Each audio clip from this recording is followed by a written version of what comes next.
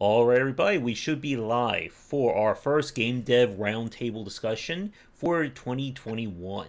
I'm, of course, Josh Spicer from Game Wisdom, and for tonight, our roundtable, unfortunately missing Jack, who is doing his teaching right now, and he should be free, hopefully, back in March, and we will be happy to have him back on.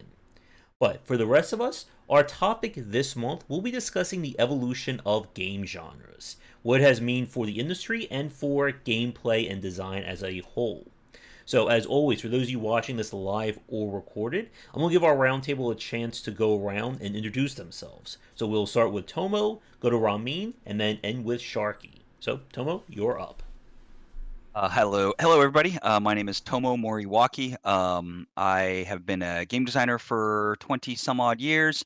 I am a co-founder of a small dev studio called Hyperkinetic Studios, and we're working on a game internally called Epic Tavern that's in Steam Early Access.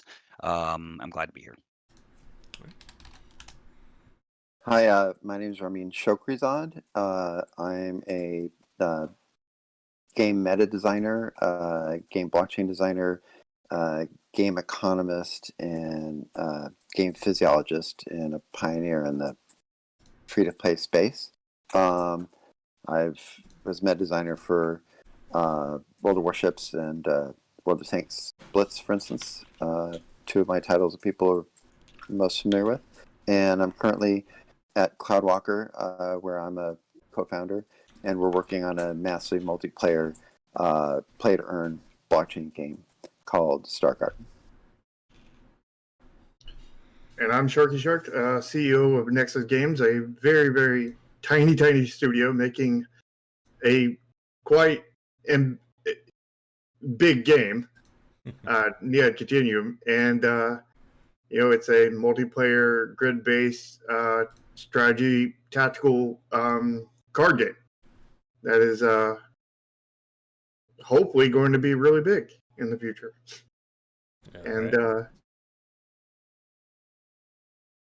Anything else? I think that's about it. And you're also a streamer, and you've been doing your own channel here on YouTube as well. Yeah, I didn't just come off of that. I'm not completely tired right now from like streaming for the last 3 or 4 hours. 10 seconds before this stream started. All right, but it's great to have everyone on. We are recording this on January 19th, so I know everybody in the world is probably a little bit busy with something else. But as always, game design doesn't stop, and we'll be here for when you're watching this recorded. Now, Tomo and Ramin do have a hard stop point, so we're going to wrap things up probably by like 7:45 my time, so a little over 50 minutes from now. So let's get started with our topic. And this is one that I think could be very meaty or very light, depending upon how we all go for this. And the evolution of game genres and gameplay is definitely a fascinating topic. I think between the four of us here, we've probably had individual discussions about this whenever we've had our separate podcasts. So I guess my first question, I think this will be like, we'll go round. I want to ask you guys this, is what genre do you feel has, I think, made like the most improvement or has been like the most radically changed? And we can say, 10 years, 20 years, 5 years, like however, far back you want to go. And this time, we'll go in reverse order. So we'll start with Sharky. I'm really stumped on this one. Starting with the hard question right from the get-go. If you want, I could go first and give you a chance to think of it. Yeah, you can go with somebody else. So okay. I have time to think about it. All right. Do either of you want to start, or I'll give my thoughts? I've got some ideas. All right, cool. I'll go after that. I know I'd like to discuss two genres because I think one's gotten bigger and one's gotten smaller for similar reasons, almost like one's sucking the life force out of the other. The one that got big very quickly and then has gotten much smaller since then is the Rts genre. Initially it was just like one player when you have like Command and Conquer or Dune, and then I think it kind of peaked in 2001 with Shattered Galaxy, where you had 30 plus players in battle with each player bringing up to 12 unique customized units, and battling over a meta map. And then since then, that genre has just kind of collapsed into what I would call maybe MOBA, where it's just 5-on-5 with everybody just controlling one unit, and it's gotten much smaller. There's a few exceptions, but not popular exceptions. And simultaneously, you've had the FPS genre just expand into these battle royales where you have 100+ players battling it out in real time, which is kind of what Shout Galaxy was doing. But even as RTS was imploding, this FPS has expanded, and I think those types of massive battles are something that players have always dreamed about being in, and they get to do that in the FPS genre, but they're not really given that opportunity in any other genre currently. Mm-hmm. Yeah, and again, I think this is something that we spoke about, I think, in one of our first casts. Like, both Rami and I played the hell out of Shattered Galaxy back in the day. And when it came to the RTS genre, it is kind of fascinating. And I was on the dev team. Yeah. And it was just kind of fascinating to see where RTSs have gone. Like, my friend Thor and I, we play like Age of Empires, the Definitive Edition. We played Rise of Nations a few times. And we're still kind of waiting for, somebody to pick up that torch again. And I know everyone's like hoping and pleading Age of Empires 4 is going to save everybody, or save the RTS genre, but it's just very hard to, I think, see if there's any like embers left for RTS gameplay. I totally agree. I'm desperately trying to resurrect that genre. My current game, if we pull it off, we'll have 300 people in team battles at the highest levels. Well, I feel like Age of Empires is going to bring a little bit of RTS back, but it's not going to expand the audience much, right? Mm-hmm. The people that know they're going to get it, they already know they're going to get it, and I think they'll be satisfied with whatever it ends up being. But yeah, the conventional RTS genre certainly has had some difficulty kind of breaking away. I feel like there was that time way back when the RTS genre was used as the kind of epitome of a shrinking audience, because the audience that existed was not amenable to changes to the type of game. Mm-hmm. While at the same time, what they wanted done to the existing kind of rule set was for it to become more hardcore, which then blocked newcomers from joining the audience, and it just kept slowly shrinking back in that kind of, it's really AoE 3 era, I think. AoE 3, back when people really wanted StarCraft 2 to happen, but it didn't. Yeah. Did they say how big that game's going to be, as far as how many concurrent players you're going to have on a map? I would be surprised if it is more than 8-on-8 games or 4-on-4 games. I think it's just I think it's just a conventional expert updating of the thing that it was. So I mean, I think what you're doing is trying to forge ahead and find new territory that can be occupied, and I don't think the RTS genre has done a ton of that. I mean, aside from maybe the most recent of this kind of a move for RTS has to be in the Total War category, right? Where Total War paved out a bunch of space for itself and allowed for some amount of RTS style play. Mm-hmm. I'm not surprised more developers didn't really try to copy the Company of Heroes kind of like squad based, almost like a tactical RTS design. I know there was that Iron Harvest game that came out a few months ago, and it kind of like, again, I think you guys actually gave me inspiration for another answer when we get to my turn. But I think what you said there, Tomo, was very interesting. That the RTS genre kind of got into that rut of, who do we want to appeal to? Well, the hardcore base. What does the hardcore base want? Super high, micro APM play. And where's the room for everybody else? Well, there wasn't. And like for me with StarCraft, I tried playing StarCraft 2 like anything, like I didn't even go competitive. I just tried to play that online against somebody, and I hated that game so much because I Hmm. was so bad at that kind of play at that kind of speed. And I just said no. Like I just like completely got out of that. And I know from my friend Thorn, if he's watching this live recorder, I'm sure he's going to chime in. Like some of our best RTS gameplay has been comp stomps. You know, Rise of Nations, Age of Empires, Supreme Commander 2 when it got its AI update. But that's not the same, kind of appeal that the people who want to play StarCraft or play high micro play want to experience. Yeah, but so many more. There's so many gamers out there now that are ready for whatever new thing comes in the Mm-hmm. future. That I don't think it's necessary to cater to that particular niche anymore. I think Mm-hmm. that esports and Blizzard and StarCraft 2 will always have its place, sort of, even though if it does look like maybe it's kind of winnowing down a tiny bit. Although just as easily, just any new announcement from Blizzard will probably kind of get big again. Um, like the RTS genre, it's been long enough. It's totally available to be Mm-hmm. renovated and move forward. All right. I don't And know. I don't understand how we could have 15 on 15 in 2001 and have it work so well, and why we still haven't been able to break the 15 on 15 RTS barrier since then. I mean, World of Tanks 15 on 15, mm-hmm. World of Warships 15 on 15. Is that like some magical number that there's like a technological barrier that even after 20 years we can't break it? Well, 15 on 15 does require a certain body of players to be available, Hmm. but um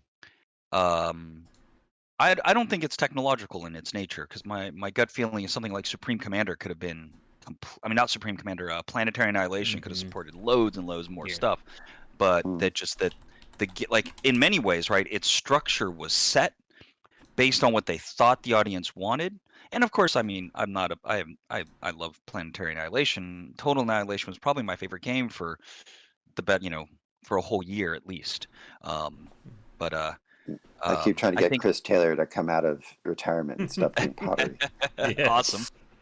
Yes. Well, and I liked how he mashed together RTS and RPG a little bit with the first Dungeon Siege. I I didn't really love keep Dungeon up Siege. I didn't keep up Mm-hmm. with it after the first one, but I really enjoyed Dungeon Siege. I like the idea of having hotkeys for certain groups of characters, and they were arbitrary, like all the freedom of hotkey and queuing up of abilities that Total Annihilation supported. I really liked in Dungeon Siege. Yeah. I Yeah. played the first one. We played a little bit of the third one. That was where the meme Jane Consender came from. They just kept naming that one character. Mm. But I never played the second one. And yeah, I did really like Dungeon Siege for what they were doing with it.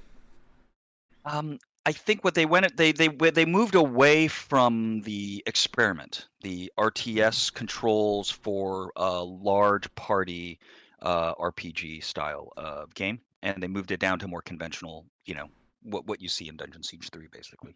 Mm-hmm. Um, I think the genre I've seen grow the most, or I've just seen it like meet like with this new renaissance of success, are super complicated management games. I've seen the number of people that play them and grow and grow, and I think kind of related to this is games like Stardew Valley, maybe a little Mm-hmm. bit less so Terraria. But even talking about these titles sort of describes the evolution of a genre. And then what's weird is I feel like at the extremity of like bringing like Stardew Valley to the into play, which is like, if you don't know already, it is an extraordinarily hardcore game. It just people don't talk about it like that. It's the most Mm-hmm. min-maxy. It can compete with Factorio basically. Mm-hmm. But that game genre got to a certain point, and then what it found was that territory is occupied by all these management style games, and I think it kind of brought players and lifted it up to that point and handed them off to some of these other games. Yeah. Mm.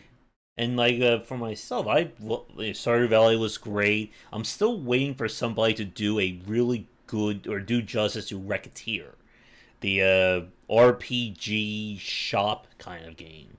Because I've tried like every one that somebody's done after that, none of them have worked for me as Racketeer did.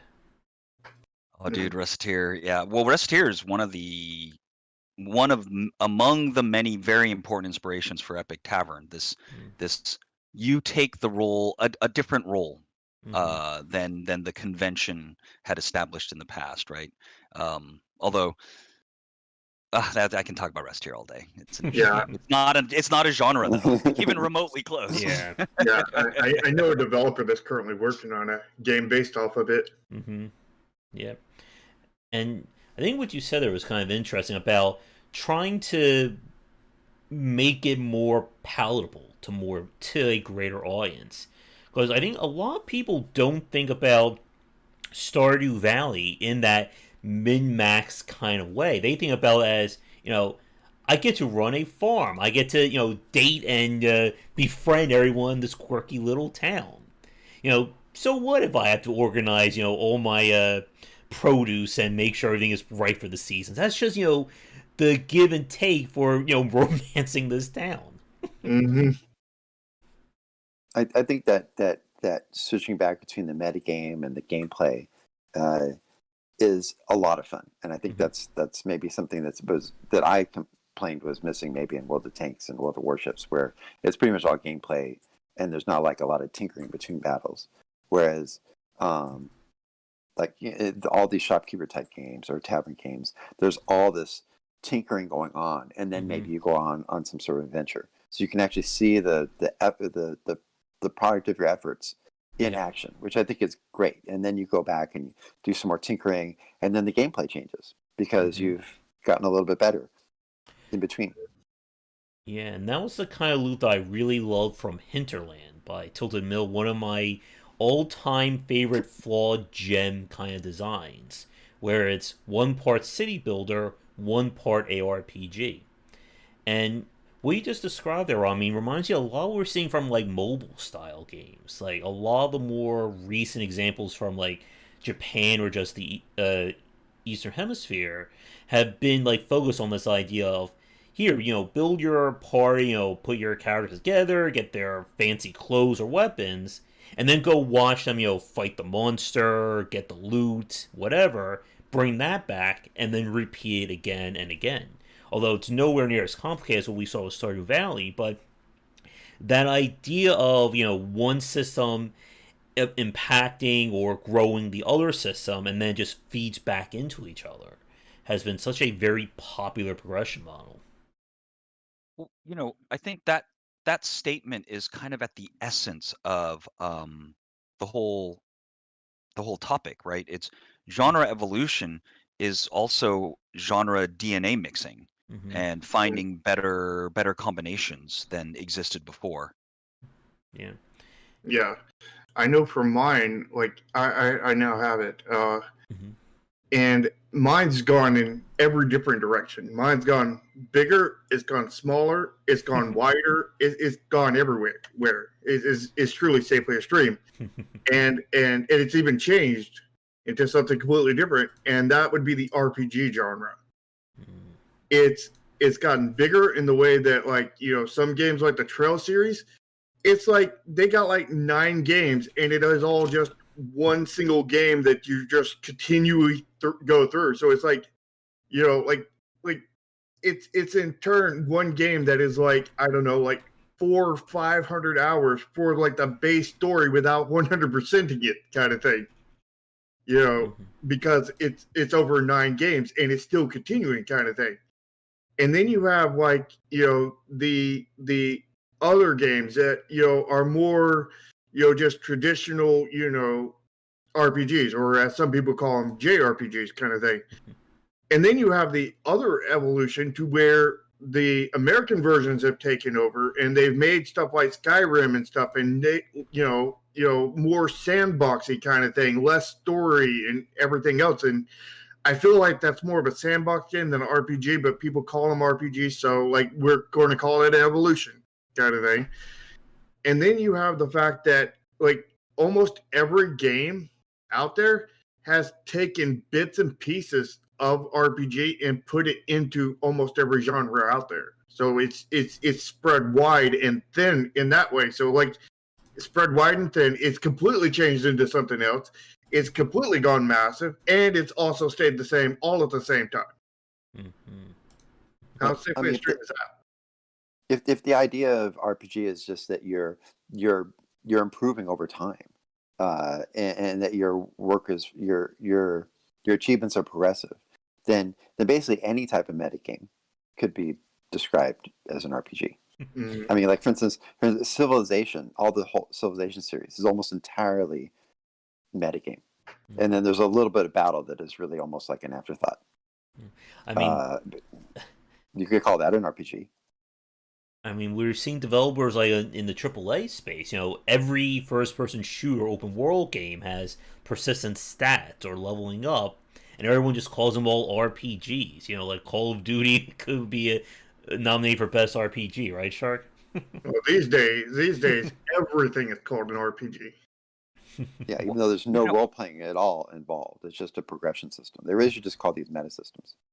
Yeah, I think it may be one of the most important kind of genre evolutions that has occurred is that RPGs no longer hold dominance over basically just progression schemes.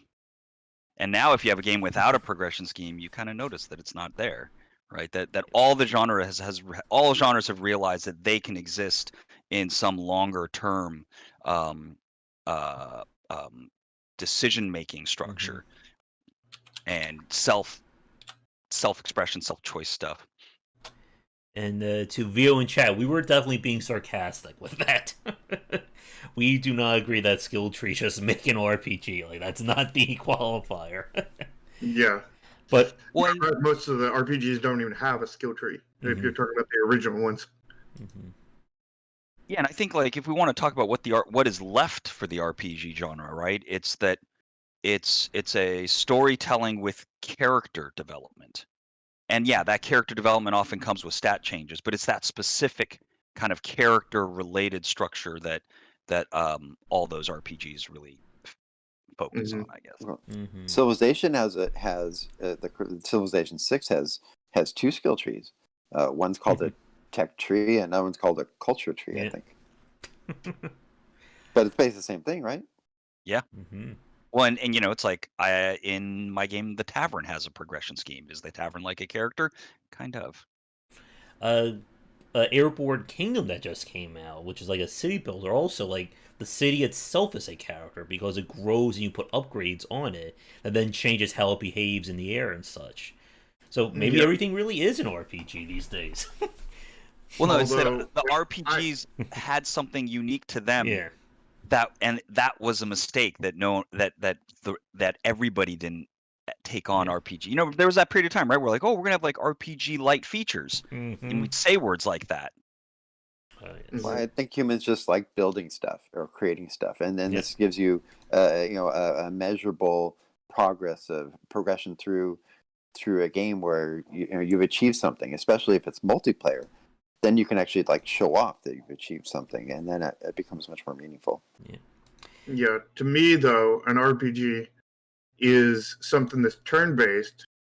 It is something that has a very big story kind of thing, and it's it does have these progression systems and whatnot, but it's not necessarily about the progression. It's about more of the path of the story, and that's a mean to the end kind of thing, because you can't save the world if you're still level 1 at the end.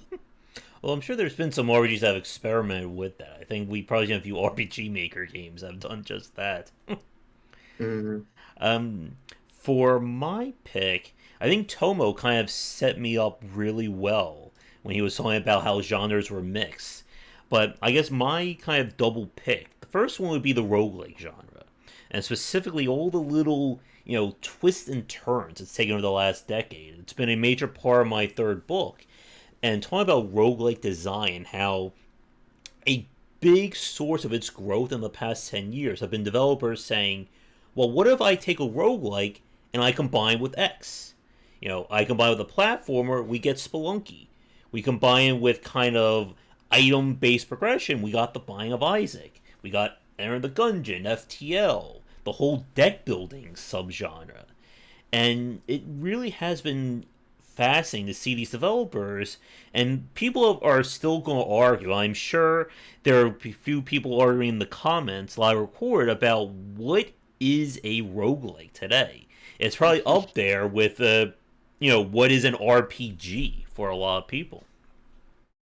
I think permadeath is probably like the main characteristic of a roguelite. Yeah, and The that's idea that you got to keep doing it and keep failing over and over again to succeed. Whereas in other RPGs, you just keep succeeding to succeed more instead of knowing you're going to fail and start over. Mm-hmm. And as what we were saying with like all these kinds of little combinations, that it's led to so many arguments. Like in my book, I discuss, what's the difference between a roguelike and a roguelite, and how some people will argue that's just semantics, but there really is that difference of, as you said, I mean, with, is there, persistence? Am I supposed to just keep replaying, getting more powerful, or is every run a clean slate? And it's just a matter of, can I do better with the cards that are dealt to me this run versus my last 10? And the other genre, I think this actually is a good lead into the next topic. As a time check, we have about a little under 30 minutes left. But the other one, I think this goes with what you were saying, Ramin, about kind of the RTS genre, kind of having its life, snuffed out. I would say the adventure genre may fit that same category or similar. That there are a lot of people who love adventure games. I mean, we had a adventure game roundtable earlier in 2020 with, people like Dave Gilbert, I think Dave Gilbert watched. I always get Ron and Dave confused there. But there's a very passionate fan base around adventure games.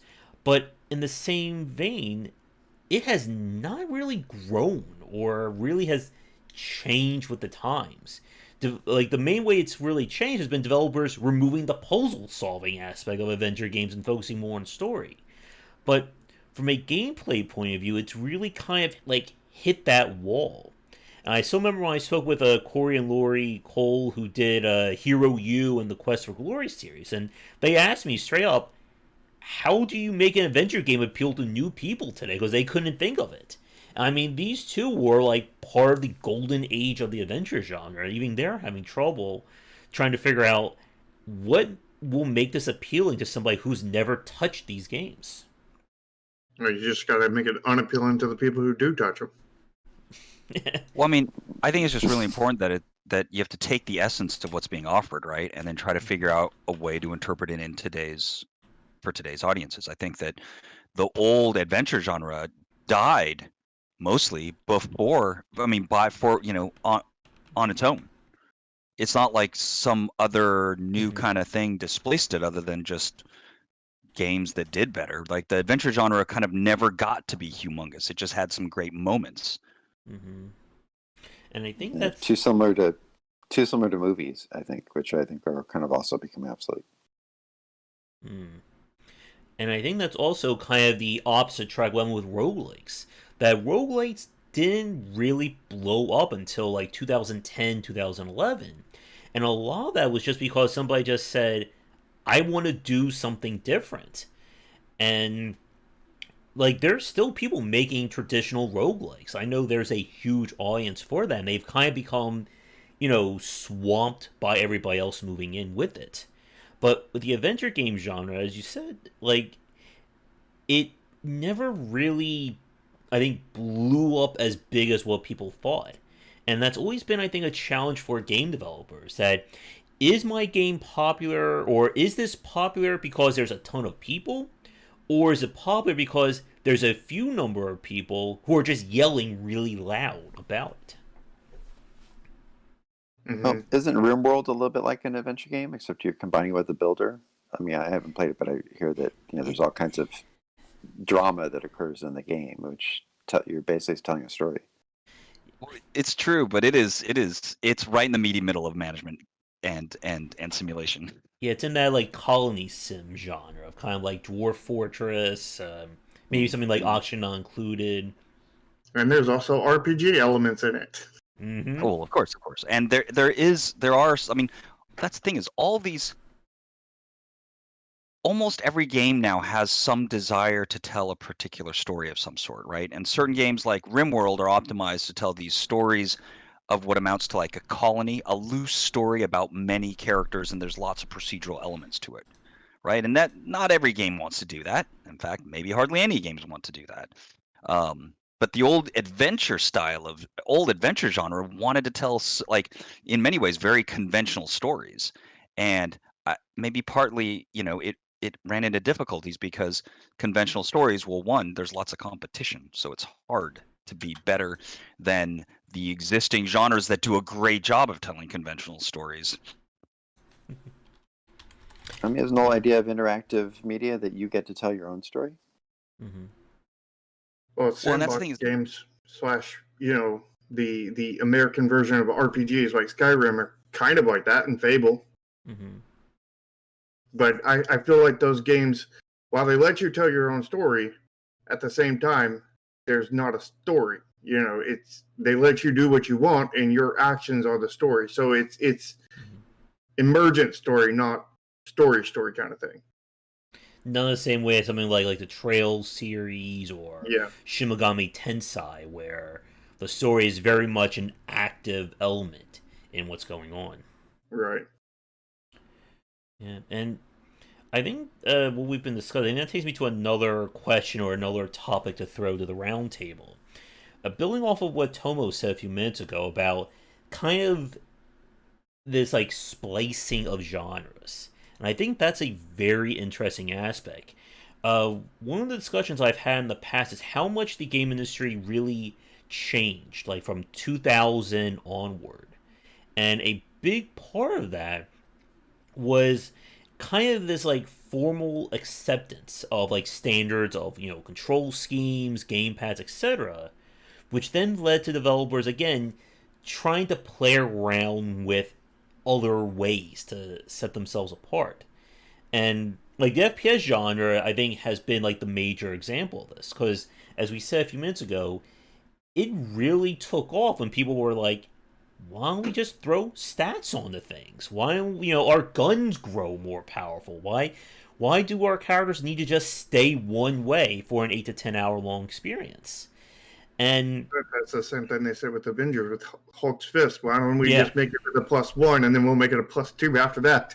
Yeah, exactly. And I think that's part of what ruined that game. Mm-hmm.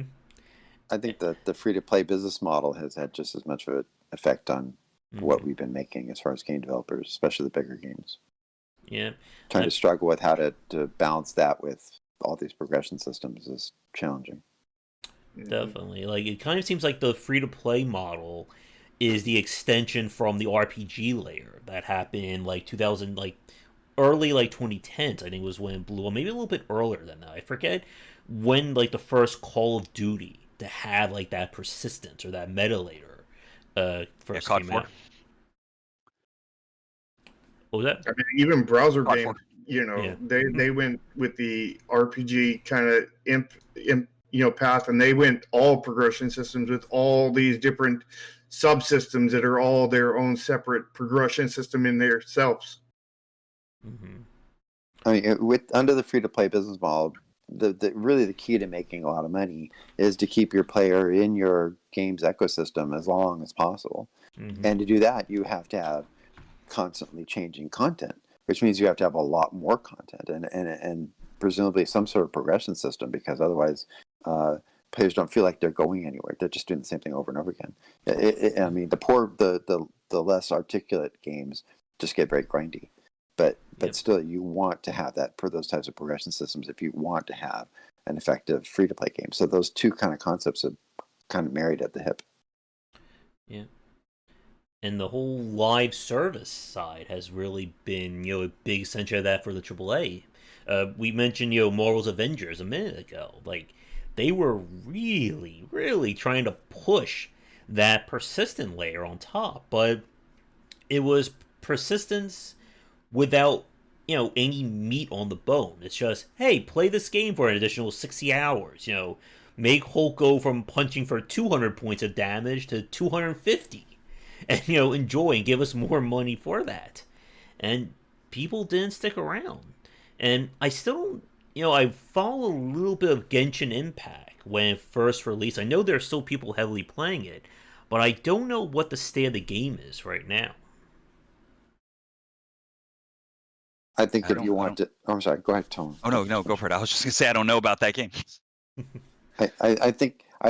I mean, my personal belief and the way I design games is, as I feel, if you really want to have a game where people play it for a long time and spend a lot of money, is you have to make it big, and by big I mean involving a lot of players, and you have to actually allow some sort of meaningful social interaction between those players. It can't just be anonymous people, because then you don't have any connection to people, and you don't have any like community that you feel attached to that keeps bringing you in every day.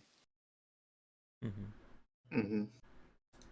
Yeah, I think social aspect is very important to games like that, because as we talked about before, social is basically adding players are adding content to your game by socializing.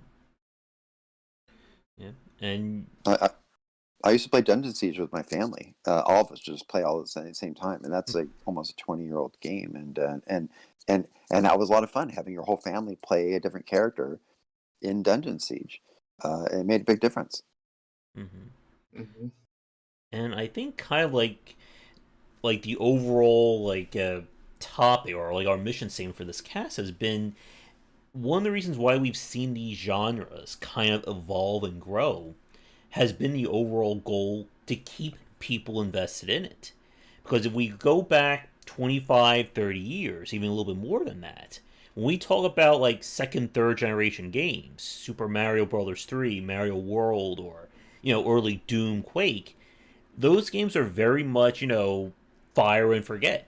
You play through it, you see the ending, that's it. It goes on your shelf until maybe a few years from now you want to go back to it. And today, more and more developers have been embracing these additional layers and trying to evolve things to say that it's not over when you see the ending. Maybe we add in more content. Maybe we give you more choices so that you can keep playing this game, or maybe we just give a whole social aspect, have clans and alliances. And it's really become more about trying to go beyond what these genres could do, previously. Yeah, I think you could probably describe kind of like the genetic evolution of these genres in terms of how amenable they were to getting elements of other genres added to them, and then whether those changes were effective at extending or expanding the engagement levels of their audience, right? Mm-hmm. And how maybe receptive to those changes the audience would be.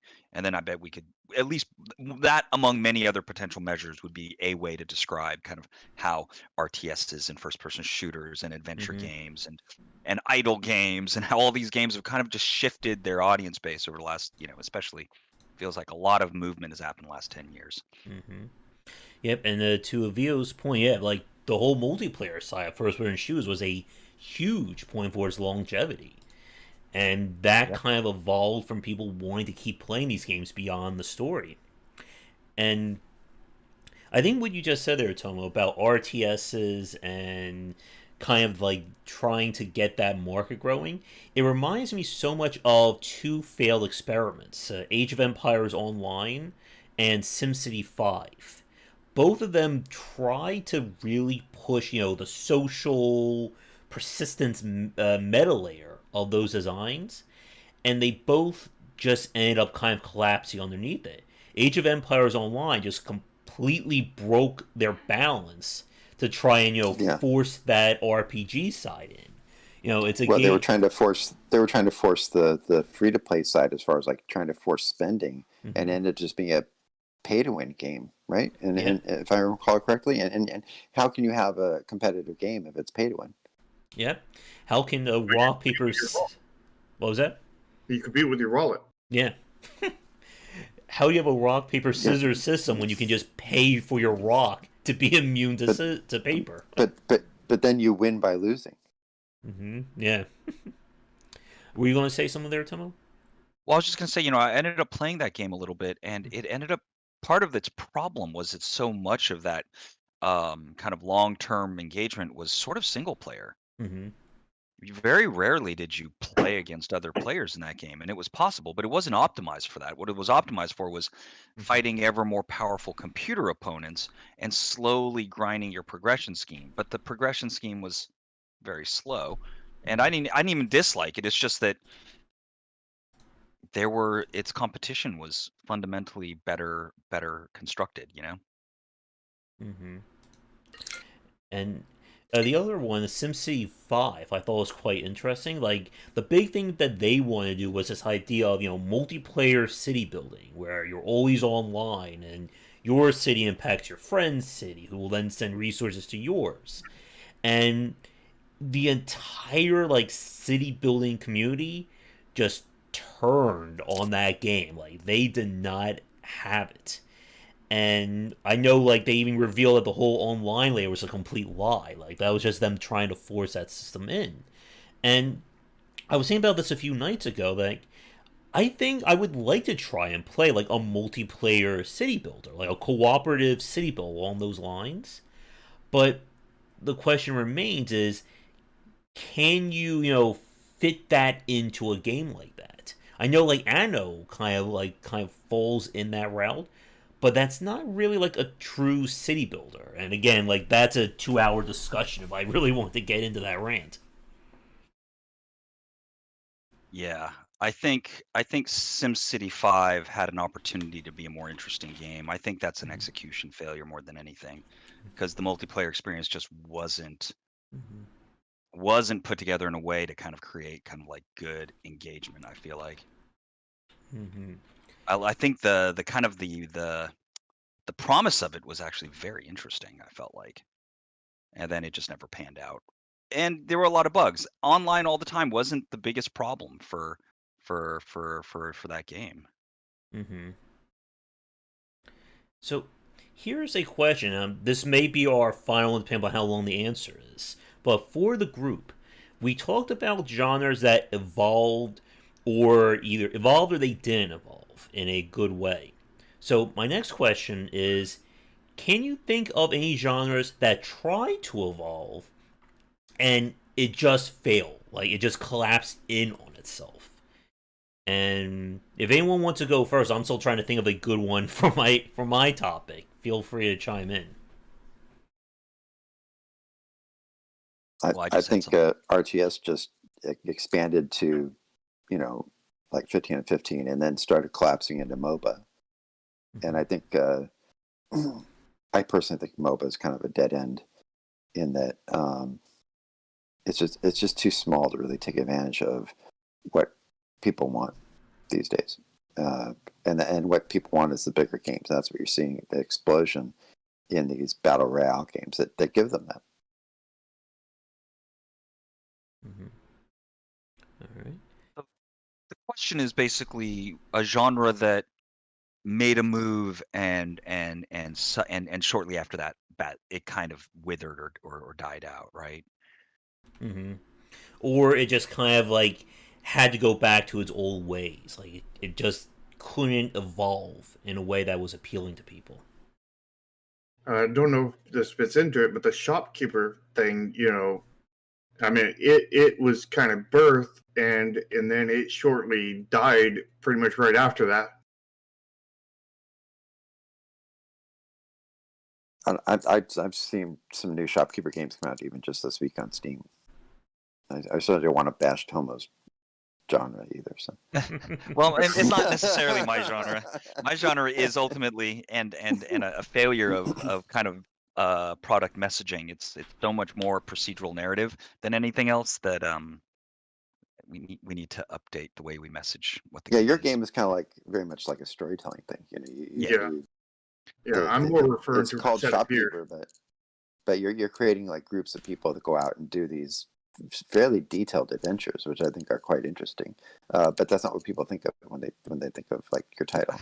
And we've taken some damage from that error. I mean, your game has a lot in common with Resetter, but it's a very, very different gameplay. Oh, for sure.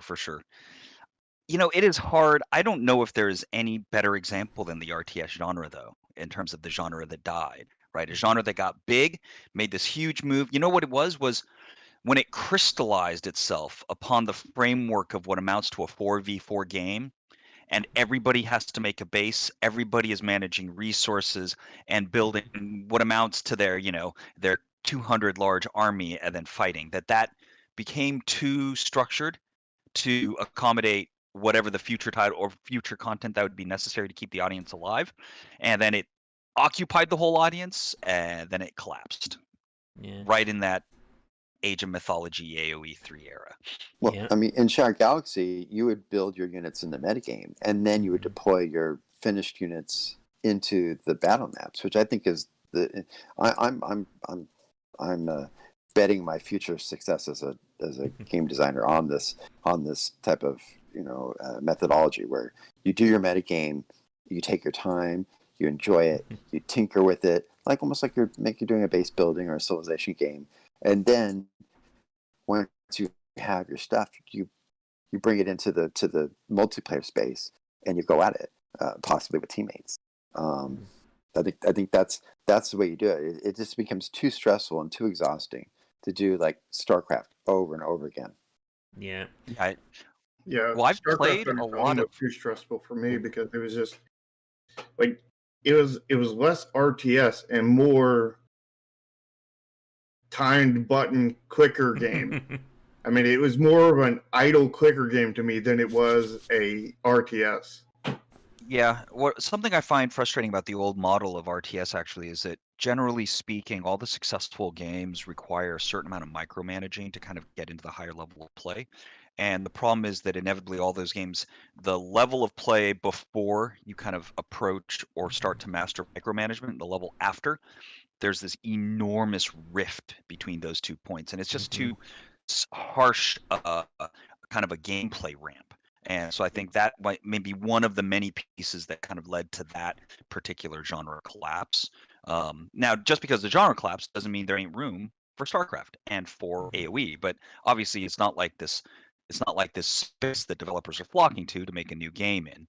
And it hit the ground really hard. I feel like I was going to say to what Ramin was saying, though, is that I played a bunch of Steel Division and War Game multiplayer, and that had this kind of loose build that the unit options were kind of in the meta game, or you were building like decks sort of, and then you would then deploy those in the real-time environment. And I found that I thought that felt pretty good, and if there was more metagame wrapped around it, I think I'd like it even more.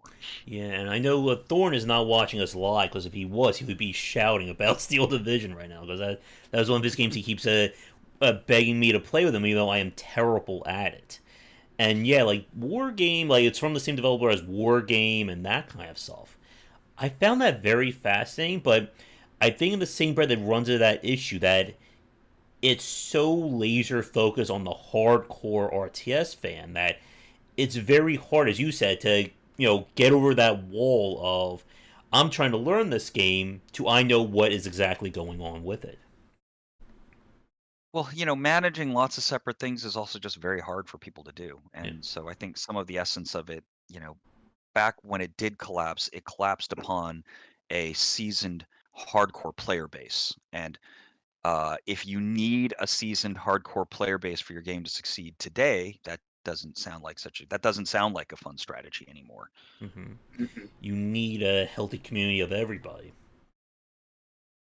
And yeah, and as you were saying, I mean, with your upcoming game, I'm definitely in on that. So let me know when you have something available, because I would love to play again a spiritual sequel to Shattered Galaxy. Well, the way I'm going to try to get past the limitations is instead of it being like real-time strategy, I'm looking at more like asymmetrical time strategy. Like basically auto battlers there's a strong push towards this, because this is where you get over the problem with fatiguing your user, is they can tinker around, like in TFT, your tinkering is deciding what changes you're going to make to your lineup. You only have like 30 seconds to do it, and then you get to sit back and watch the battle unfold, which is good because you get to relax a little bit and enjoy watching it instead of having to click like furiously in order to try to do every battle, which I think just exhausts the player. You can't stream if you can't talk. Yeah. Yeah. Right. So, but instead of like limiting this to like one-on-one, why can't we, if we're going to make it auto battler, why can't we have 150 on 150 auto battler? That's my goal. You have just massive, mind-blowing auto battles, which I think would be a lot more fun to watch and talk about on streaming and such. Yeah. And to build off of like the whole like RTS collapse, I think again like there's definitely room, or there's a lot to talk about with Planetary Annihilation, because I think this was a game that a lot of people, including myself, thought this would be, the saving grace of RTS gameplay.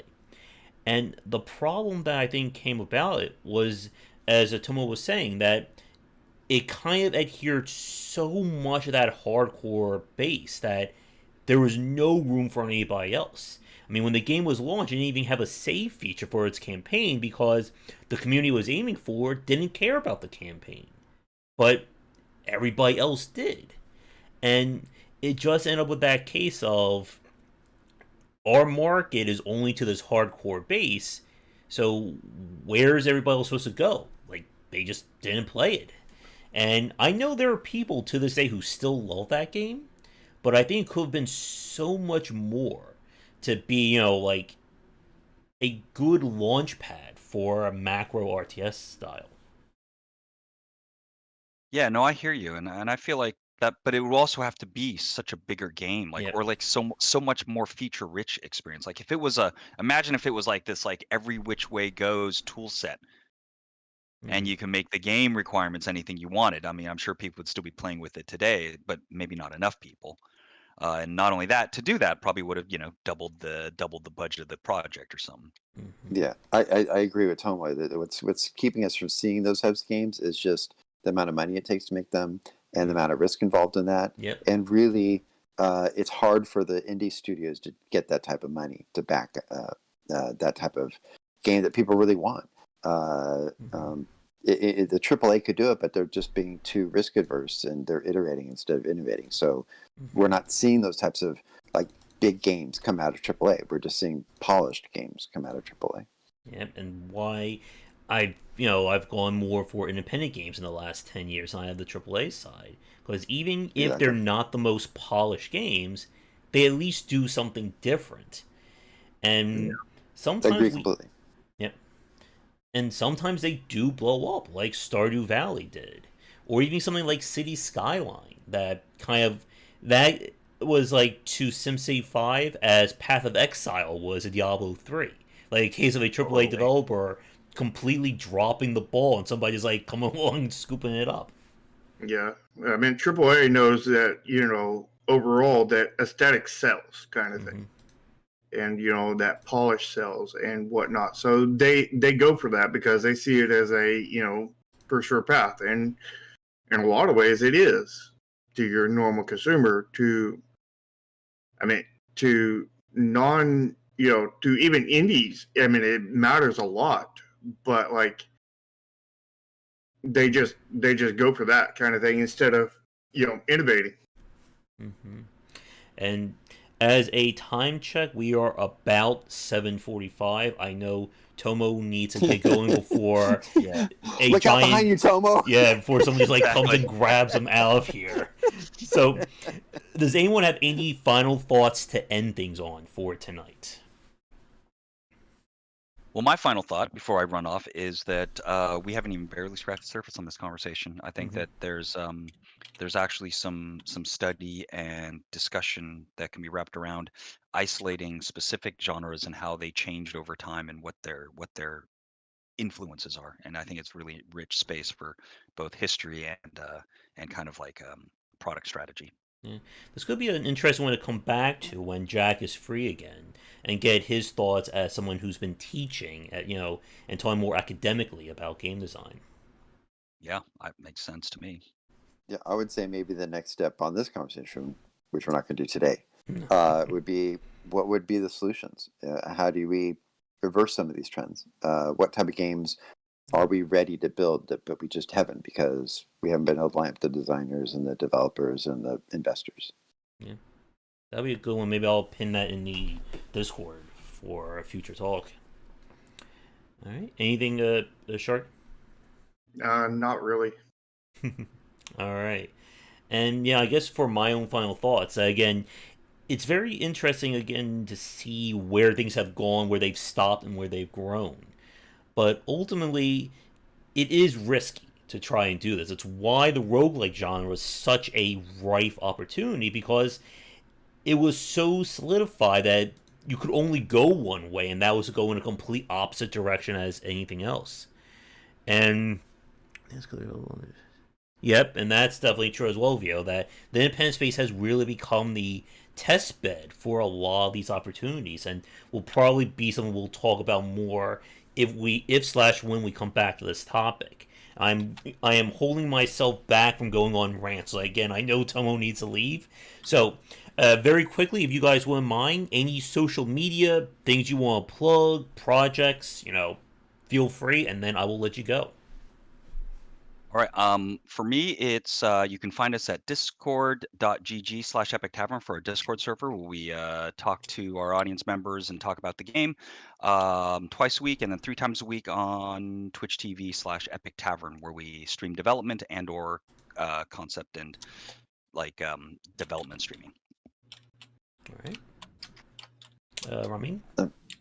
Well, I'm working on Star Garden, which is a massive multiplayer game with teams of up to 150 players, where 900 units that takes 2 years to unlock. And if we get enough funding where I can get you something and show you, you'll be the first to see it.